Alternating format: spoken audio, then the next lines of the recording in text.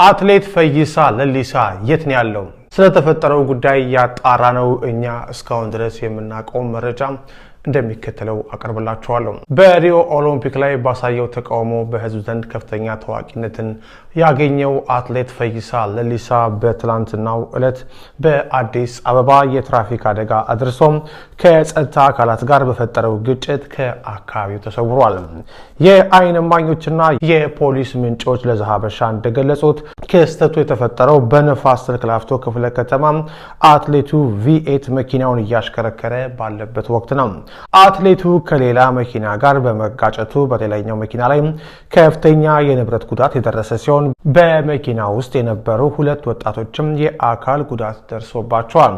አደጋው እንደተከሰተ የአካባቢ ነዋሪዎችና የጸጥታ አካላት እርዳታ ለመስጠትና ጉዳዩን ለማጣራት በስፍራው ተገኝተው ነበር። የጸጥታ አካላት የተጎዱ ወጣቶች ወደ ሕክምና፣ አትሌቱ ደግሞ ወደ ፖሊስ ጣቢያ እንዲያመሩ ጥያቄ ቢያቀርቡለትም አትሌቱ ግን ከጠበቁት በተቃራኒ ምላሽ መስጠቱ ተነግሯል።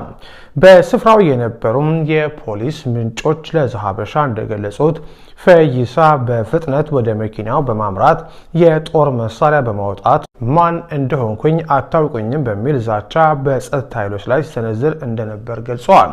በመጨረሻም ዛቻውን አቁሞ ወደ መኪና በመግባት ከአካባቢው በፍጥነት መሰወሩ ተነግሯል። ጉዳዩ ዛሬ ሰኞ ማለዳ በተለያዩ ማህበራዊ ሚዲያዎች ላይ በስፋት መነጋገሪያ መሆኑ ይታወቃል። የአዲስ አበባ ፖሊስ አትሌቱን በቁጥጥር ስር ለማዋል እንቅስቃሴ ቢጀምርም ይህ ዜና እስከተጠናከረበት ጊዜ ድረስ በቁጥጥር ስር አልዋለም። አንዳንድ የቅርብ ምንጮች ደግሞ አትሌቱ ድርጊቱን ከፈጸመ በኋላ ከአገር ወጥቷል እያሉ ነው።